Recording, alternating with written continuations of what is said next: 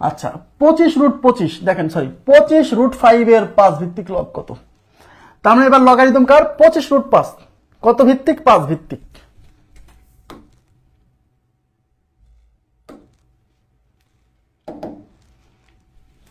(25√5) এর 5 ভিত্তিক লগারিদম। তাহলে আমরা এটা হচ্ছে এরকম লগ কত ভিত্তিক? 5 ভিত্তিক, মানে এখানে হবে 5 আর কত এর 25√25 এর, তার মানে এই 25√25 হবে এখানে। এই মানটা কত বুঝছেন কি বিষয়টা? এই লেখাটা কিন্তু খুবই গুরুত্বপূর্ণ। আচ্ছা এখন আমি কি বলছিলাম, যখন এরকম কোন একটা লগের মান বের করতে বলবে, এটা ইকুয়াল টু ধরে নেবেন কিছু একটা, তাহলে ধরে নিলাম এটা ইকুয়াল টু এক্স। ঠিক আছে, এবার এটা সমাধান করে এক্স এর মান বের করা মানেই এই যে এইটার মান বের করা। এক্স এর মান বের করতে গেলে লগ সরাতে হবে। লগ সরানোর নিয়ম কি? লগ সরানোর নিয়ম হচ্ছে লগের পাশে যে আছে তাকে আগে লিখতে হবে। লগের পাশে আছে 25√5, তাহলে 25√5টা আগে লিখতে হবে, তারপরে দিতে হবে ইকুয়াল। এবার এই ভিত্তিতে যে আছে সে এই পাশে যাবে, যাকে পাবে তাকে ঘাড়ের উপর তুলে নেবে। তাহলে 5 এই পাশে যায় এক্স কে ঘাড়ের উপর তুলে নেবে, মানে 5⁴x। এবার আমরা বের করবো কিসের মান? আমরা বের করবো এক্স এর মান। এক্স এখানে কোথায় আছে? এক্স এখানে পাওয়ারে আছে। তাহলে যে মানটা বের করবো সেটা যদি পাওয়ারে থাকে, দুই পাশে ভিত্তি সমান করতে হবে। অর্থাৎ এই পাশে ভিত্তি 5, এই পাশে ভিত্তি 5 বানাতে হবে। তার মানে এই পাশে ভিত্তি 5 বানাতে হবে। তো এই 25 কে তো 5 বানানোই যায়, এই √5 কে তো 5 বানানো যায়, এই সবগুলোকে 5 বানায় ফেলতে হবে। তাহলে 25 কে লেখা যাবে 5 স্কয়ার ইনটু এই √5 কে লিখতে হবে 5⁻½ is equal to 5⁻x। Clear? এই পাশে একটা 5 আছে, তাই এই সবগুলো মিলে একটা 5 বানাতে হবে। মানে এই পাশে ভিত্তি আছে 5, তাহলে এই পাশে আমাকে সবগুলো মিলে একটা 5 বানাতে হবে, কারণ এই পাশেও তো একটা 5 আছে। হ্যাঁ, তাহলে এখানে ভিত্তি 5, এখানে ভিত্তি 5, ভিত্তি সমান হলে এই পাওয়ার আর এই পাওয়ার যোগ হয়, অর্থাৎ এটা হচ্ছে 5⁻² plus half is equal to 5⁻x। 2 plus half করলে কত হয়? 2 প্লাস হাফ 4 প্লাস 1 মানে 5/2।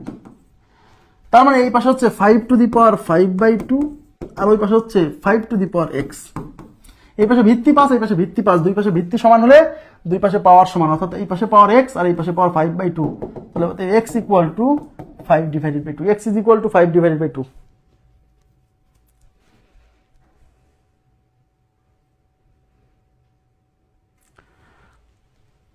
একই নিয়মের অঙ্ক স্কিপ করার সুযোগ নাই। এই যার মোবাইলের সামনে অনেকক্ষণ বসে থাকতে সমস্যা হয় তাকে দেখতে হবে রেকর্ড ক্লাস। আমার কথা কি বুঝছেন? আমার কথা বলছেন, তার জন্য লাইভ ক্লাস না, তাকে রেকর্ড ক্লাস দেখতে হবে। আপনার যেটা মনে হবে এটা পারি, আপনি স্কিপ করে চলে যাবেন, মানে ভিডিও টেনে দিবেন। কারণ আমাকে এই অঙ্ক নিয়েই আমাকে অন্তত 50 জন নক দিবে যে ভাই এই অঙ্কটা পারতেছি না, করে দেন। এর সমাধান কে দিবে আমাকে বলেন তো? এর সমাধান তো আপনি দিতে পারবেন না। ওই 50 জন লোককে মেসেজের রিপ্লাই দিতে হবে, আমাকে 50 জন লোককে অঙ্ক করে ছবি তুলে পাঠাতে হবে, যেটা আমার জন্য খুবই কষ্টসাধ্য। কারণ আমাকে ক্লাস নেওয়ার পরে নোটগুলো ম্যানেজ করতে হয়, সেই নোটগুলো আপলোড দিতে হয়, মানে অনেক কাজ ভাই। শুধু একটা অনলাইন ক্লাস মানে শুধু ক্লাস নিয়ে ছেড়ে দেওয়া না, এর পিছনে আরো অনেক কাজ আছে। যার মনে হবে যে এই অঙ্কটা আমি পারি, আমি কিন্তু ক্লাসে 100% অঙ্ক সমাধান করে দিই, একদম 100%। এর পিছনে কারণ আছে। কারণ আমি যখন হোমওয়ার্ক দিব, যারা ভালো পারে অঙ্ক তারা হোমওয়ার্ক পারবে, এমনিতেই পারবে, সমস্যা নাই। ওনার সমস্যাই 2-4টা, হ্যাঁ সে কিন্তু পারবে, সমস্যা নাই। কিন্তু যার সমস্যা আছে, যে অঙ্ক কম পারে, সে তো আমাকে মেসেঞ্জারে নক দিবে, আমাকে ডিস্টার্ব করবে। আমি এটা বলছি না, ডিস্টার্ব করবে এটা বলছি না, না বুঝলে অবশ্যই মেসেঞ্জারে নক দিবে।